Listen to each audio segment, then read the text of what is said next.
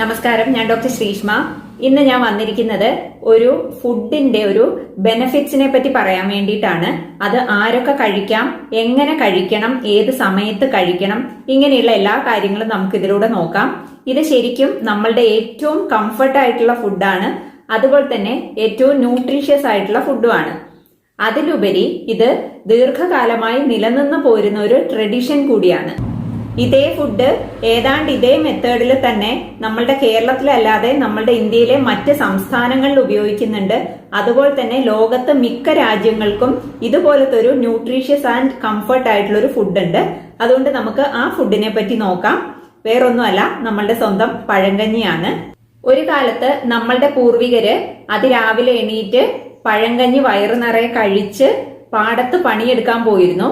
അവരുടെ ആരോഗ്യത്തിന്റെയും അതിലുപരി ദീർഘായുസിന്റെയും രഹസ്യം എന്ന് പറയുന്നത് ഈ പഴങ്കഞ്ഞിയായിരുന്നു. എന്നാൽ ഇന്ന് വീട്ടിൽ നിന്നും പഴങ്കഞ്ഞി കഴിക്കാതെ ബാക്കി വന്ന ചോറ് കളഞ്ഞാലും വേണ്ടില്ല എന്ന് വിചാരിച്ചിട്ട് ഹോട്ടലുകളിലും അതുപോലെ തന്നെ വഴിയോരങ്ങളിലുള്ള പഴങ്കഞ്ഞി കടകളിൽ നിന്നൊക്കെ ഒരു ട്രെൻഡിന് വേണ്ടി മാത്രം പഴങ്കഞ്ഞി കുടിക്കുന്നവരായി നമ്മൾ മലയാളികൾ മാറിക്കഴിഞ്ഞു. അതുകൊണ്ടാണ് ഇന്ന് ഈ പഴങ്കഞ്ഞിയുടെ ഒരു വീഡിയോ ഇടാന്ന് വിചാരിച്ചത്. ഇതിന്റെ ഉണ്ടാക്കുന്ന ആ ഒരു രീതിയും ഇതിന്റെ ഒരു ശാസ്ത്രീയമായിട്ടുള്ള ഒരു അനാലിസിസും കൂടെ നടത്താൻ വേണ്ടിയിട്ടാണ് ഞാൻ ഇന്ന് ഈ വീഡിയോ ആയിട്ട് വന്നിരിക്കുന്നത്. ഇനി എന്താണ് ഈ പഴങ്കഞ്ഞി എന്ന് നോക്കാം. തലേന്നത്തെ ചോറില് അത് നെകക്കെ തിളപ്പിച്ചാറിയ വെള്ളം ഒഴിച്ച് സ്വല്പം ഉപ്പും 2-3 ചെറിയ ഉള്ളിയും കൂടെ ചതച്ചിടുക.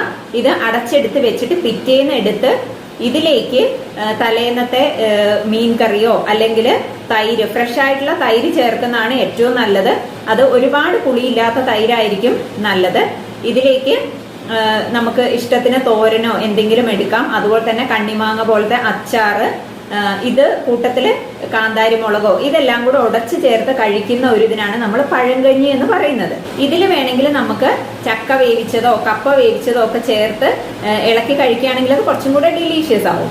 എന്നാൽ ഇതിന് പകരം ചില ആൾക്കാര് തലേന്നത്തെ ചോറ് എടുത്ത് ഫ്രിഡ്ജിൽ വെച്ചിട്ട് പിറ്റേ ദിവസം അതിലേക്ക് വെള്ളം ഒഴിച്ച് പഴങ്കഞ്ഞിയുടെ രൂപത്തിൽ കഴിക്കാറുണ്ട്. പക്ഷെ അത് പഴങ്കഞ്ഞിയല്ല, അതിന് ഈ ഗുണങ്ങൾ ഉണ്ടാവുകയില്ല.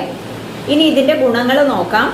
നാച്ചുറൽ ആയിട്ട് ഫെർമെന്റ് ആയി കിട്ടുന്നത് കൊണ്ട് തന്നെ ഇതിനെ റീസെന്റ് റിസർച്ച് പ്രകാരം ഒരു പ്രോബയോട്ടിക്കും പ്രീബയോട്ടിക്കും സംയോജിക്കുന്ന സിൻബയോട്ടിക് ഫുഡായിട്ടാണ് കണക്കാക്കുന്നത്.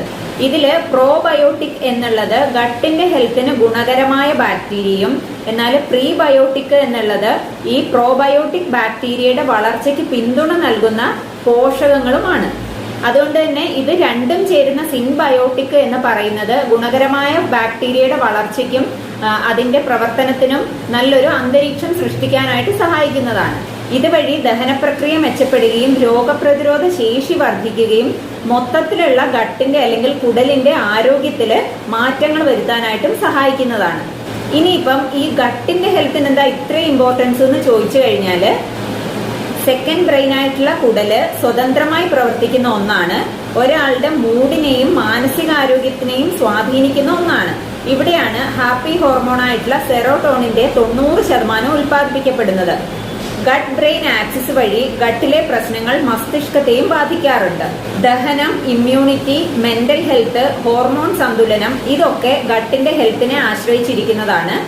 അതുപോലെ തന്നെ depression, anxiety, irritable bowel syndrome ഇതിലൊക്കെ ഗട്ടിന്റെ ഒരു ഹെൽത്ത് നിർണായകമായ പങ്ക് വഹിക്കുന്നതാണ്.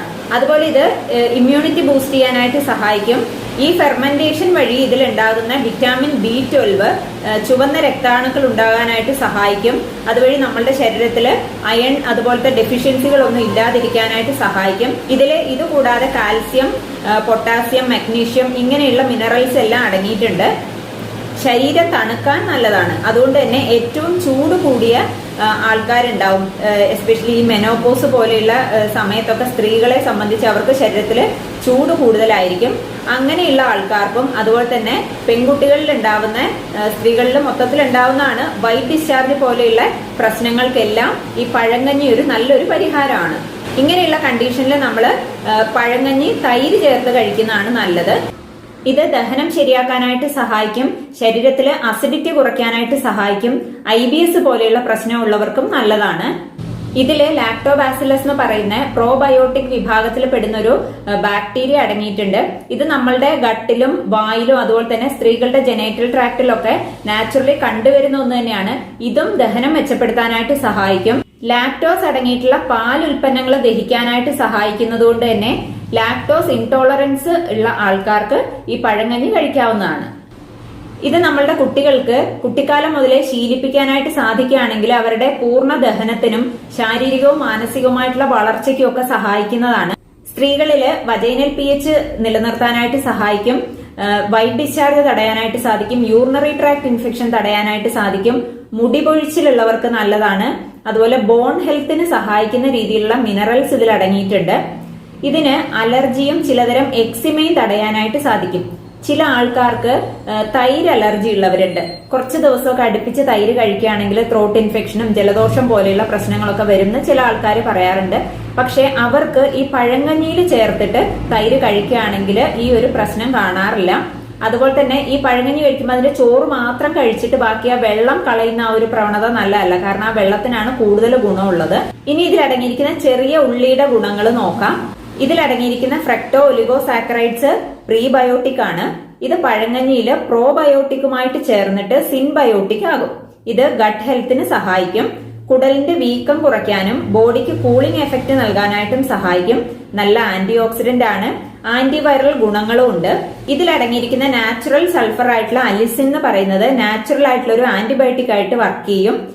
ഇത് BP കുറയ്ക്കാനായിട്ട് സഹായിക്കും. LDL കൊളസ്ട്രോൾ കുറയ്ക്കാനായിട്ട് സഹായിക്കും. ഹാർട്ട് ഫ്രണ്ട്ലിയും ആണ്. ഇനി ഇതിൽ കാന്താരി മുളക് ഉപയോഗിക്കാനുള്ള കാരണം ഞാൻ കാന്താരി മുളകിന്റെ ഗുണങ്ങളും അതിനെ പറ്റിയിട്ടുള്ള ഒരു ഡീറ്റെയിൽഡ് ആയിട്ടുള്ള വീഡിയോ ചെയ്തതാണ്. കാന്താരി മുളകില് നമ്മളുടെ ഓറഞ്ചിൽ അടങ്ങിയതിനേക്കാളും 4 ഇരട്ടി വിറ്റാമിൻ C അടങ്ങിയിട്ടുള്ളതാണ്. ഇത് LDL കൊളസ്ട്രോൾ കുറയ്ക്കാൻ സഹായിക്കും. ഹാർട്ടിന് നല്ലതാണ്. നല്ലൊരു ആന്റി ഓക്സിഡന്റ് ആണ്. അതുപോലെ തന്നെ ഫാറ്റ് ബേൺ ആകാനായിട്ടും സഹായിക്കുന്നതാണ്. ഇതിലടങ്ങിയിരിക്കുന്ന കാപ്സൈസിൻ എന്ന് പറയുന്ന ഘടകമാണ് ഈ ഫാറ്റ് ബേൺ ആകാൻ സഹായിക്കുന്നത്. ഇനി കാന്താരി മുളകിന്റെ കൂടുതൽ ഡീറ്റെയിൽസ് ആ വീഡിയോ ഒന്ന് കാണുകയാണെങ്കിൽ കൂടുതൽ മനസ്സിലാക്കാനായിട്ട് സാധിക്കും. ഇനി നമ്മൾ തലേന്നത്തെ മീൻകറി ഇതിൽ ചേർക്കാനുള്ള കാരണം ഇതിലടങ്ങിയിരിക്കുന്ന കുടംപുളി ദഹനത്തിന് സഹായിക്കുന്നതാണ്. ഈ കുടംപുളിയിൽ അടങ്ങിയിരിക്കുന്ന ഹൈഡ്രോക്സി സിട്രിക് ആസിഡ് ഫാറ്റ് അടിഞ്ഞുകൂടാതിരിക്കാനായിട്ട് സഹായിക്കും. നല്ലൊരു ഫാറ്റ് ബേണറും കൂടെയാണ്. ഇത് സെറോട്ടോണിന്റെ ലെവല് കൂടാനായിട്ടും സഹായിക്കുന്നതാണ്. അതുപോലെ വേറെ കുറെ ചോദ്യം വരാറുള്ളത് പഴങ്കഞ്ഞി അല്ലേ, അത് കഴിച്ചു കഴിഞ്ഞാൽ കൊഴുപ്പല്ലേ അല്ലെങ്കിൽ വണ്ണം വെക്കില്ലേ എന്നുള്ളതാണ്. ഇത് കേട്ടിട്ട് ആർക്കെങ്കിലും തോന്നിയോ പഴങ്കഞ്ഞി വണ്ണം കൂട്ടുന്ന സാധനമാണെന്ന്? ഒരിക്കലുമില്ല.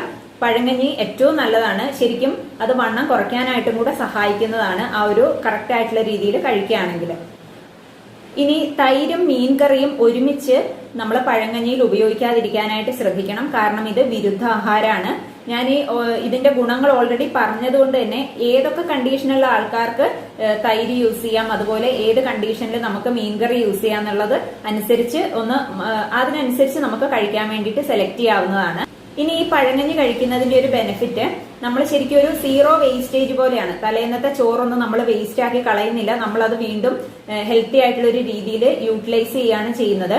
അതുപോലെ ഇത് കഴിച്ചിട്ട് നമ്മളിപ്പോ ഒരു 8 മണി സമയത്തൊക്കെ കഴിച്ചിട്ട് ജോലിക്കൊക്കെ പോകുന്നവർ അല്ലെങ്കിൽ വീട്ടിൽ ജോലി ചെയ്യുന്നവരാണെങ്കിൽ തന്നെയും നമുക്കൊരു ഉച്ചവരെ നമുക്ക് വിശപ്പില്ലാതെ കാര്യങ്ങളൊക്കെ ചെയ്യാനായിട്ട് സാധിക്കും. എന്നാൽ നമ്മളൊരു പുട്ടോ അല്ലെങ്കിൽ ദോശ അങ്ങനെയൊക്കെ കഴിച്ചിട്ട് പോകുന്ന മറ്റ് ബ്രേക്ക്ഫാസ്റ്റ് കഴിച്ചിട്ട് പോകുന്നവരാണെങ്കിൽ ഒരു 11-11:30 ആകുമ്പോഴത്തേക്ക് നമുക്ക് എന്തെങ്കിലുമൊക്കെ കഴിക്കാനുള്ള ഒരു ക്രേവിംഗ് ഉണ്ടാവും.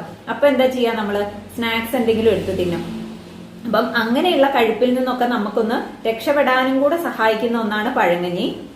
നമ്മളുടെ ഗട്ടിന്റെ ഹെൽത്ത് എന്ന് പറയുന്നത് നമ്മളുടെ ആരോഗ്യത്തിന്റെയും ആയുസിന്റെയും സിമ്പലാണ്. അതുകൊണ്ട് തന്നെ ഈ ഒരു പഴങ്കഞ്ഞി കഴിക്കാൻ പ്രത്യേകിച്ച് അങ്ങനെ പ്രായമോ അല്ലെങ്കിൽ എന്തെങ്കിലും രോഗമുള്ളവർ കഴിക്കാൻ പാടില്ല അങ്ങനെ ഒരു സ്പെസിഫിക്കേഷൻ ഒന്നും ഇല്ലാത്തത് കൊണ്ട് തന്നെ എല്ലാ ആൾക്കാർക്കും പഴങ്കഞ്ഞി ഉപയോഗിക്കാവുന്നതാണ്.